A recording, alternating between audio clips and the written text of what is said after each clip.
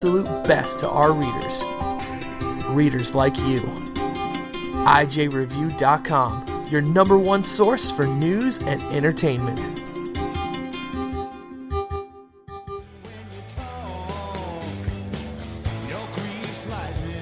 A progressive woman once told me that if she was my wife, she'd poison my coffee. I told her if I was her husband, I'd drink it. This is Alan Bordius, host of Their Finest Hour, Monday nights here on Vigilant Liberty Radio.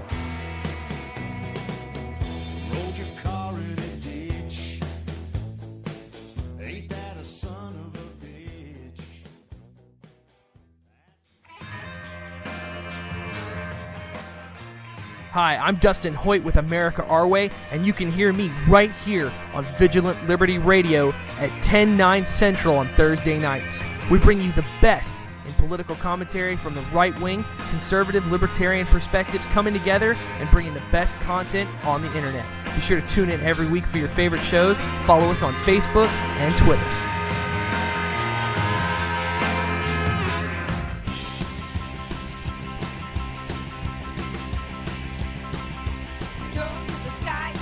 Hi, this is Missy Bordius. Join me as I share my womanly bits on the Conservative Feminist Show, 11 p.m. on Fridays, here on Vigilant Liberty Radio.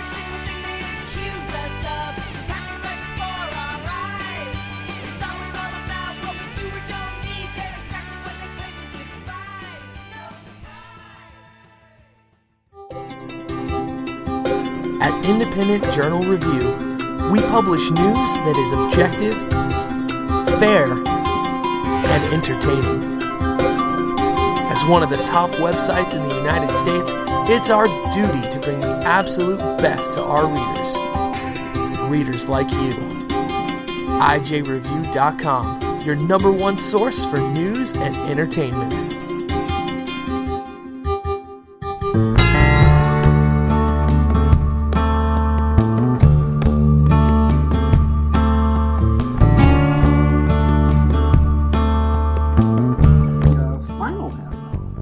The second 2 hour show. For those of you new to the show, yeah, we're doing 2 hours, and Hausum, I think we're filling it up pretty well. But anyway, the right mics, Mike Miller and Michael Hausum. Thanks to Jody Adler, by the way, Auntie Jody, one of our favorite guests for being on. Michael, we have a few things to talk about in less than 30 minutes. I have a hilarious irony alert that I want to warn you about. Okay, I want to discuss a picture I just put up on our Twitter site. So you go with yours. No, do that first. Hit that first. Well, what it is it's Nancy Pelosi embracing John Boehner and Boehner kissing her. On the lips? No, on the cheek. And folks, you can either go to @MP House or @The Right Mics or @Mics Right 13. Any of those three Twitter feeds, you'll see it. Did they both have tears flowing down their cheeks? No, although it's interesting, Boehner's so dark that you can barely make out his skin against his black suit. Now, so two thoughts that I have on this. Number one is that it is substantially important in this day and age, thinking Russia, thinking other places around the globe, that there's a transference of power. You know, Nancy Pelosi has been well, she was Speaker of the House for 4 years, the last two under Bush, the first two under Obama. And then she, of course, has been the minority leader for the last 4. So she's one of the most powerful women on the planet Earth. And she's up there, and, you know, Boehner's taking the reins once again. And this kind of move, both in the Senate and in the House, is, in terms of world history, this type of transference of power that happened, at least in the Senate, you know, it's a rare thing. I mean, it is. So from that standpoint, it's remarkable. Also, the fact that they can set aside all of their disagreements and their both petty issues and massive substantial issue differences and treat one another like adults is another thing. Yeah, just to me, the optics of John Boehner kissing Nancy Pelosi Nancy Pelosi, within the next, I don't know, 48, 72, 96 hours, is going to make some comment that's relating the Republicans with satanic minions. That's going to happen. Well, there's there's no question that's who she is and what she does. I mean, it just occurred to me while you were talking about her, and she's actually probably the cap. I used to joke on my old show about my Democrats starting five, and all star starting five, and Nancy Pelosi, of course, was not only a starter, but was probably at least a co-captain of the team. Harry Reid, Chuck Schumer, and others being in the starting five. It occurred to me while you were while you were talking that we've never, on air at least, shared our views as to what the hell we think this woman is about. I mean, obviously she's not stupid, or at least didn't used to be, right? She's been very successful in her life. But as you just alluded to, Michael, there's no doubt that within the next however many hours, she's going to come out and go all Nancy Pelosi. So the question I guess I'm asking is it just like this woman now? I mean, you got to believe that Democrats cringe whenever she gets in front of a microphone. You think so? You think they cringe, or do you think they're rah-rah? I mean, she's at every single significant Democratic leadership committee meeting. She was the headline speaker at the California Democratic Party. No, exactly. I mean, I get all that, but you just go back and grab, folks, just Google Nancy Pelosi quotes, or if you want to be cynical, Google Nancy Pelosi stupid quotes. I mean, the pages are full. One needs only go back to we have to pass the bill. She's talking about Obamacare, and I have to say it exactly verbatim the way she said it. We have to pass the bill so that you can see what is in it. I mean, there's just quote after quote stupidity from this woman. She talked about last summer during the surge on the border when so-called children might as well have been coming across the border on people movers. She compared them to baby Jesus. If we didn't accept them, that it was like sending boats full of Germans back to the Nazis. I mean, this woman is just off her rocker, dude. Right. Well, here's the thing is there's only a handful of places in the country that she could actually get elected. Here in the great state of California, obviously she's from San Francisco, but there's areas up and around the Bay Area, down and around in Los Angeles, of course. Probably Santa Cruz, she could get elected. And then, you can pick your handful of major cities across the country. But even in California, I don't think Nancy Pelosi could win a statewide office. I don't think she could win as a senator because she's so radical. And you've said that before, and I agree with you. Yeah, even in California, so that's important. Even in California, Nancy Pelosi could not win a statewide office. That being said, she is, how would they put it? She's a useful idiot for the cause, I would say. So here's my question.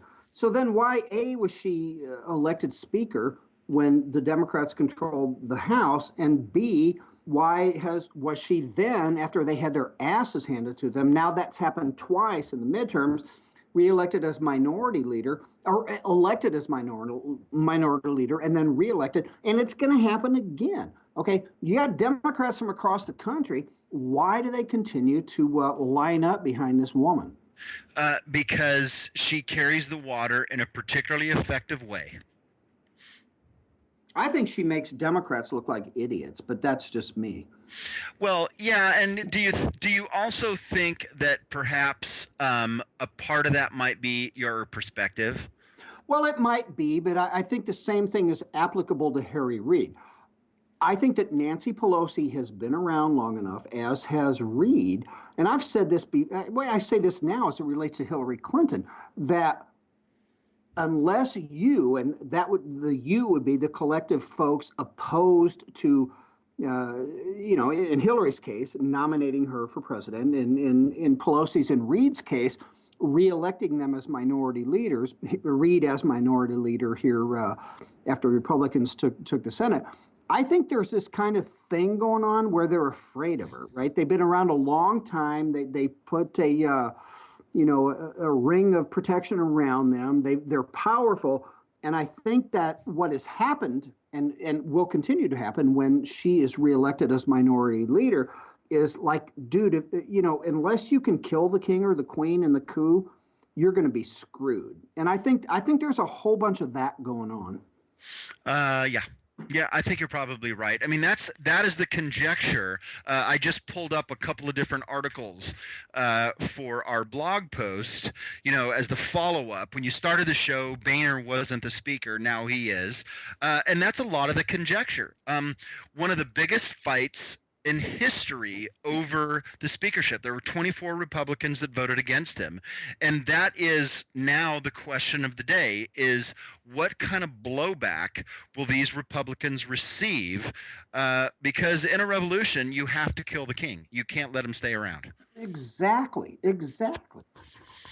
So that is an interesting question, and we like to think, or at least I like to think, that Republicans, being constitutionally led, idea, fact-based, substance-oriented conservatives, are above that kind of thing, and that may be true as far as conservatives in terms of just Americans, but these are all politicians, man. You know what? I completely agree with you, and I will.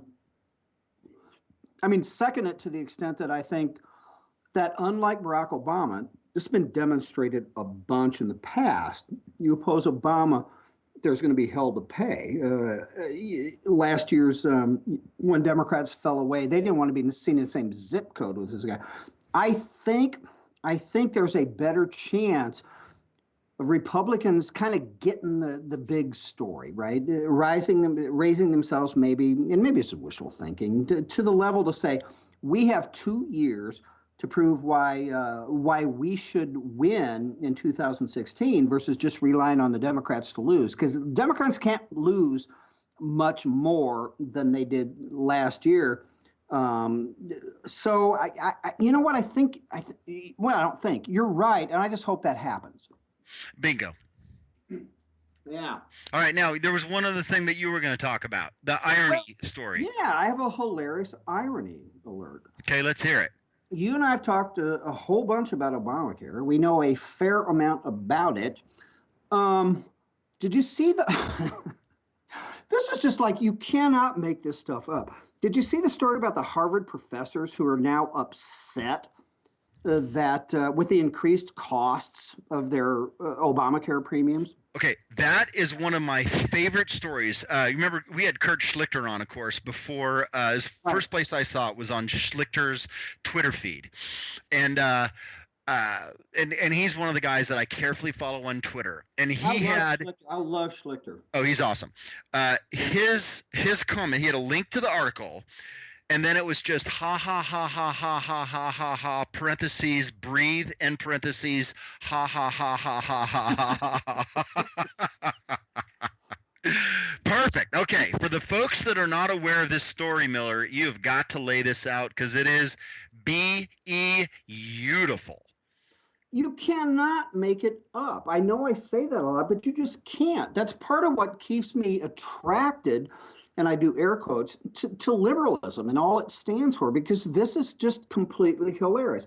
Okay, so where was this? New York Times, but there was a Weasel Zippers. I love Zip. Puts up a tweet. Harvard idea, not his. He just I don't even know whose it was.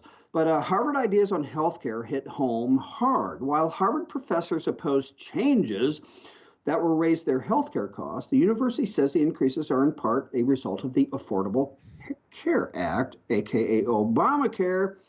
And they're livid. They're just absolutely livid. So you go to the New York Times article, and dude, this is this is quintessential liberalism elitism, liberal elitism at its finest, dude, on multiple levels. It's just, it to me, to Schlichter's point,